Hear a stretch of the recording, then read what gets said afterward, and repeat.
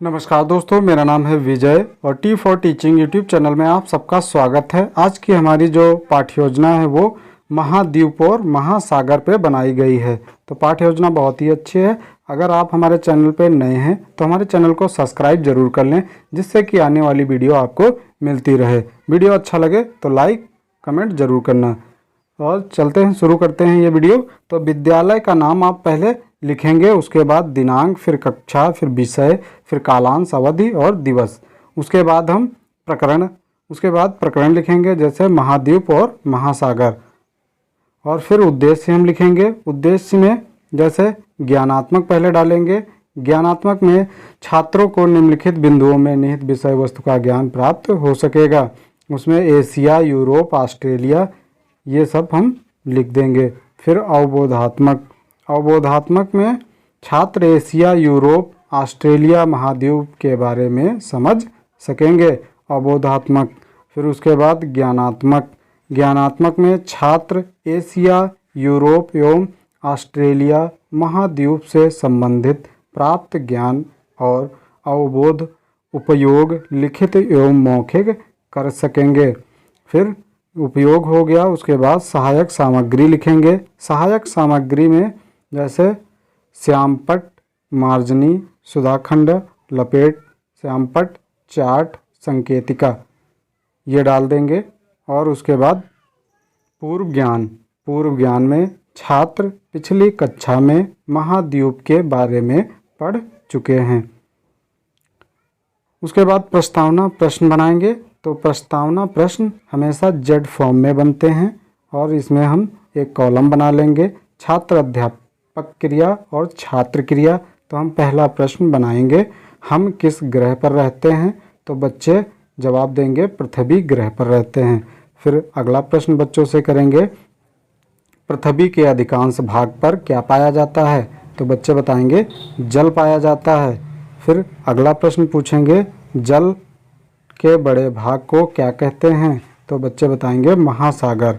फिर अगला प्रश्न पूछेंगे, महासागरों के बीच बने बड़े भूभाग को क्या कहते हैं? तो बच्चे बताएंगे, महाद्वीप। फिर अगला प्रश्न बच्चों से पूछेंगे, महाद्वीप के बारे में आप क्या जानते हैं? तो ये बच्चों का समस्यात्मक प्रश्न हो जाएगा। उसके बाद उद्देश्य कथन, आज हम महाद्वीप एवं महासागर के बारे में अध्ययन करेंगे। उसके बाद मुख्य बिंदु एवं पाठ्य वस्तु। यहाँ पे प्रस्तुतिकरण, और प्रस्तुतिकरण के बाद हम क्या करेंगे, एशिया, पहली व्याख्या करेंगे एशिया। तो एशिया के बारे में बच्चों को हम व्याख्या या व्याख्यान के माध्यम से बताएंगे। उसके बाद विकासात्मक प्रश्न डालेंगे। विकासात्मक प्रश्न में कॉलम बना लेंगे, छात्र अध्यापक क्रिया, छात्र अध्यापिका क्रिया और छात्र क्रिया। तो हम इसमें बच्चों से कम 3 से 4 क्वेश्चन पूछेंगे और इसमें एक प्रश्न समस्यात्मक पे रुक जाएंगे। उसके बाद हम फिर से क्या करेंगे, व्याख्या करेंगे या व्याख्यान करेंगे। तो इसमें पहला प्रश्न है, पृथ्वी में कितने महाद्वीप हैं? तो बच्चे बताएंगे 7। तो अगला प्रश्न हम बनाएंगे, 7 महाद्वीप में सबसे बड़ा महाद्वीप कौन सा है? तो बच्चे बता देंगे, एशिया महाद्वीप है। फिर अगला प्रश्न बनाएंगे, एशिया महाद्वीप के बारे में आप क्या जानते हैं? तो बच्चों का ये समस्यात्मक प्रश्न हो जाएगा। और उसके बाद हम अगली व्याख्या शुरू कर देंगे। अगला व्याख्यान खत्म होने के बाद हम क्या करेंगे, बोध प्रश्न बनाएंगे। और बोध प्रश्न में कॉलम बना लेंगे। और उसके बाद एशिया महाद्वीप की लगभग कितनी जनसंख्या, एशिया महाद्वीप में विश्व की लगभग कितनी जनसंख्या रहती है या निवास करती है? तो बच्चे बताएंगे 2/3। फिर अगला प्रश्न, एशिया महाद्वीप से कौन सी रेखा गुजरती है? तो बच्चे बता देंगे, कर्क रेखा गुजरती है। तो यूराल पर्वत कहाँ पर स्थित है?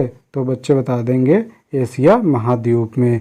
उसके बाद विकासात्मक प्रश्न पूछ लेंगे बच्चों से।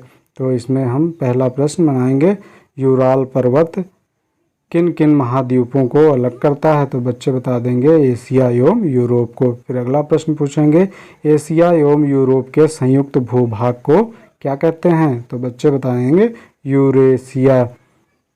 और यूरेशिया से संबंधित यूरोप महाद्वीप के बारे में आप क्या जानते हैं, तो बच्चों का ये समस्या प्रश्न बन जाएगा। उसके बाद अगली व्याख्या करेंगे। छात्र अध्यापक क्रिया, छात्र अध्यापक कथन लिख के हम व्याख्यान शुरू करेंगे। उसके बाद हम बोध प्रश्न बनाएंगे। बोध प्रश्न में जैसे पहला हमने क्वेश्चन इसमें बना दिया है, एशिया के पश्चिम में कौन सा महाद्वीप स्थित है, तो यूरोप स्थित है। उसके बाद विश्व का सबसे छोटा देश, विश्व के सबसे छोटे देश का नाम क्या है, तो वेटिकन सिटी। फिर अगला प्रश्न जैसे ऑस्ट्रेलिया, ऑस्ट्रेलिया अगली व्याख्या करेंगे ऑस्ट्रेलिया, तो इसमें हम क्या करेंगे, विकासात्मक प्रश्न बनाएंगे। विकासात्मक प्रश्न बनाने के बाद कॉलम बना लेंगे। और जैसे विश्व का दूसरा बड़ा महाद्वीप कौन सा है, तो बच्चे बता देंगे अफ्रीका। फिर अगला प्रश्न, अफ्रीका के पूर्व में कौन सा महासागर है, तो बच्चे बताएंगे हिंद महासागर। फिर अगला प्रश्न, हिंद महासागर के पूर्व में स्थित महाद्वीप का क्या नाम है, तो ये बच्चों का क्या हो जाएगा, समस्यात्मक प्रश्न हो जाएगा। फिर हम व्याख्यान करेंगे और व्याख्यान करने के बाद में फिर हम बोध प्रश्न बच्चों से पूछेंगे। बोध प्रश्न में जैसे विश्व का सबसे छोटा महाद्वीप कौन सा है, तो बच्चे बताएंगे ऑस्ट्रेलिया। और नंबर 2, ऑस्ट्रेलिया महाद्वीप किन किन महासागरों से घिरा है, तो बच्चे बताएंगे हिंद महासागर एवं प्रशांत महासागर।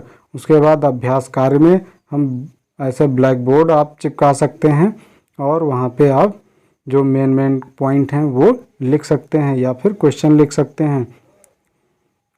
जैसे ये एशिया महाद्वीप किस गोलार्ध में स्थित है, तो उत्तरी गोलार्ध में स्थित है। ये जैसे कि जो टफ है उसको आप यहाँ पे ब्लैक बोर्ड पे बच्चों को लिख के समझा सकते हैं। फिर उसके बाद मूल्यांकन में वस्तुनिष्ठ प्रश्न या फिर छोटे क्वेश्चन बहुविकल्पी ऐसे क्वेश्चन आप यहाँ पे लिख सकते हैं। जैसे कौन सा पर्वत एशिया एवं यूरोप को अलग करता है, तो हिमालय, यूराल, एवरेस्ट, एंडीज। तो इसमें उत्तर सही है। ऐसे आप बच्चों को क्वेश्चन दे सकते हैं जिससे कि ये आपको पता चल सके कि बच्चों की समझ में कितना आया है। फिर लघुतात्मक प्रश्न, तो यहाँ पे उसके बाद ये प्रश्न देने ज़रूरी नहीं है क्योंकि ये बहुत टफ हैं और अभी बच्चे इतना इसका उत्तर नहीं दे पाएंगे। तो यहाँ पे उसके बाद गृह कार्य बच्चों को दे देंगे। गृह कार्य में जैसे आप कोई क्वेश्चन लॉन्ग में थोड़ा सा दे देंगे जिससे कि बच्चे आराम से उसको कर सकें। तो आज की पाठ्य योजना कैसी लगी आप सबको कमेंट बॉक्स में ज़रूर बताएं। अगर आप वीडियो अच्छी लगी है तो हमारे चैनल को सब्सक्राइब ज़रूर कर लें और मिलते हैं अगली वीडियो में। तब तक के लिए जय हिंद।